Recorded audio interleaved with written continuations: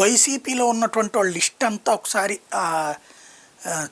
ఈనాడు జ్యోతికి ఇచ్చేస్తే వాళ్ళందరికీ ఏ ఏ ప్రాంతాల్లో ఎలాంటి లిక్కర్లో పాత్ర ఉందన్నటువంటిది ఈనాడు జ్యోతి తయారు చేస్తాయి, ఒక డిజైన్ స్క్రీన్ ప్లే తయారు చేస్తాయి.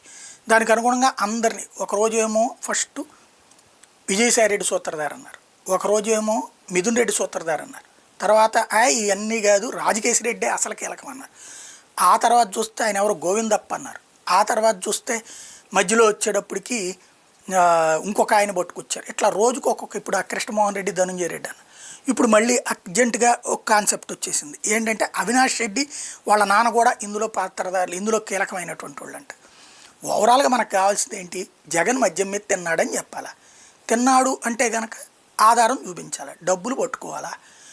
ఇప్పటి వరకు వాళ్ళ వ్యాపారాలు చేసుకుంటూ వాళ్ళు సంపాదించిన ఆస్తులనే మద్యం వ్యాపారం మీద సంపాదించిందని చూపెడుతున్నాం. అది ఎట్లా సాధ్యం అవుతుంది? ఇప్పుడు బంగారం కొన్నారు, మనం 50,000 రూపాయల బంగారం దాటితే అక్కడ ఆధార్ ఇవ్వాలా, ఇది పాన్ కార్డు ఇవ్వాలా, 2 లక్షలు దాటితే అక్కడ ఆధార్తో సహా ఇవ్వాలా.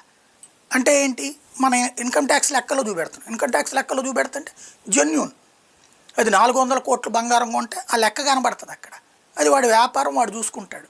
అట్లాగే లేకపోతే ఆస్తులు కొనుక్కున్నారు లేదా వ్యాపారంలో పెట్టుబడులు పెట్టారు, అకస్మాత్తు క్యాష్ తీసుకొచ్చి అందులో పెట్టలేదుగా, సంస్థల నుంచి వచ్చినటువంటి వాళ్ళు వ్యాపారాలు చేసుకునేవాళ్ళే. వ్యాపారాలు చేసుకునేవాడికే ఆ డబ్బులు వాడి వ్యాపారం పెంచుకుంటే అది దీంట్లోదే అని మనం ఎట్లాగా కన్ఫైన్ చేస్తున్నామంటే మేము రాశాం కాబట్టి మీరు నమ్మండి అంటున్నాం. ఇప్పుడు కొత్త కాన్సెప్టు వీళ్ళది, అవినాష్ రెడ్డి వీళ్ళు.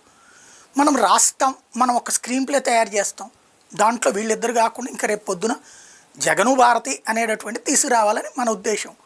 ఇంకా మిగతా వాళ్ళ పేర్లు కూడా అన్నీ కలిపేసేస్తే టోటల్గా వైసీపీ వాళ్ళందరినీ లెక్కర్ అన్నటువంటి పేరుతో పెట్టేసి లోపల పెట్టేస్తే మన బెల్ట్ షాప్ గురించి ఎవడు అడగడు.